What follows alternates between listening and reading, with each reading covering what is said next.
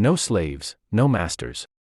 We live in our own perception of reality, where our level of knowledge is the real constraint on what we can see. This is the kind of knowledge that makes us understand the sun, moon, and stars are not really in the sky, but very far away, that roads don't taper off to a fine point on the horizon, and what we think we see is not necessarily what's actually there. We run on assumptions, because we'd be hard-pressed to make decisions otherwise, in an environment that asks them of us relentlessly fast. We build mental models, shortcuts, categories, and safe zones, in order to function, but that's all they are, models, interpretations of our perception of reality, not accurate descriptions of reality itself. Nothing is impossible. Nothing is absolute.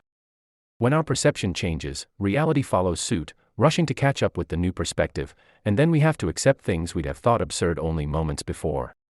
We are, in the deepest sense of the word, reshaping our world. Outcomes are not fixed in place. We live a dynamic range of possibilities which shift without notice and require effort to maintain. In this world where the merest change in thinking can completely overhaul one's life, the only currencies we have are focus and will. Of course, we're social creatures, and need approval, love and support to thrive, so we all unconsciously trade off some of the latter in order to gain acceptance. We all yield to currents of opinion and social norms and accept the current scientific views as valid, with various degrees of pliability, according to our temperaments. Soon, this social scaffolding of common opinions becomes more important than the construction it supports, which is our mind. We become too agreeable, allowing society to direct us to its common denominator, so we can ride its mainstream views to our graves, or too unyielding in our beliefs and we make it our life's purpose to impose them on others at any cost. In the fast flow of ideas that defines our age, we are constantly dragged, both intellectually and emotionally, by strong currents, the points of view of people we admire or despise, and end up paddling in place just to maintain our position, exhausting ourselves.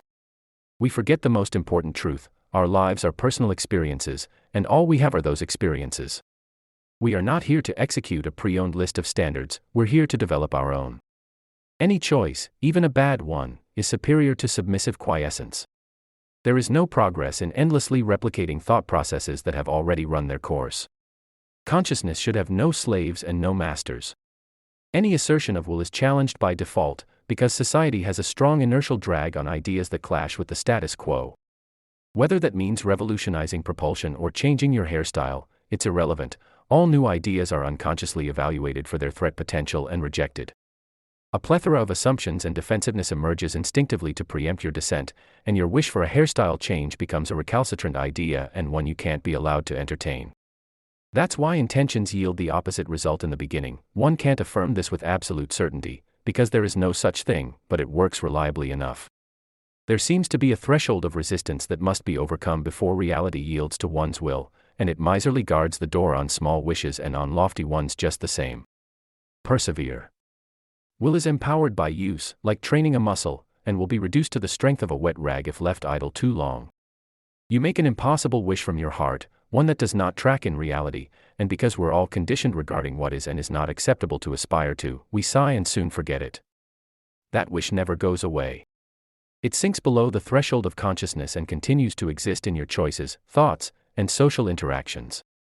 It slips out of your mind and into the world, a surprising echo of your retired mental process. We don't stay the same as we grow old, and neither does our focus. We evolve a constantly shifting perspective through time. Will is not intended to be a rigid thought prison, but a swift and maneuverable craft for life's journey. Change your mind often.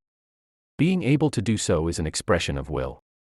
The outcomes are often surprising, because the results of our wishes and desires rarely look in the world like they did in our head, but they stay within the range of the original intent. For good or ill, focus draws one nearer to one's vision, and that is as true for negative results as it is for positive ones. People don't think of negative emotions as free will, they consider them externally imposed and impossible to overcome. While social pressures and dissenting opinions help to shape negative expectations, fear and doubt are, in fact, expressions of one's own will, and sadly, they are powerful. In conclusion, what are the points worth remembering? 1. Intent will always be challenged by the ingrained societal instinct to keep things from changing. Persevere. 2. The will which is not exercised loses its strength. 3. Will is a personal tool, not to be imposed on or be wielded by others.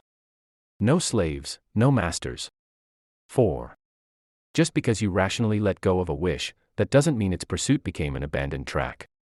It may be out of sight, but it's still active and your reality will reflect it in surprising ways. 5.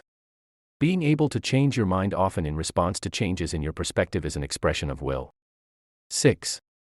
Intentions are imprecise, because reality rarely matches our mental model of it. Don't aim for a specific outcome, but for an acceptable range. 7. Fear and doubt are also expressions of will, and they are powerful.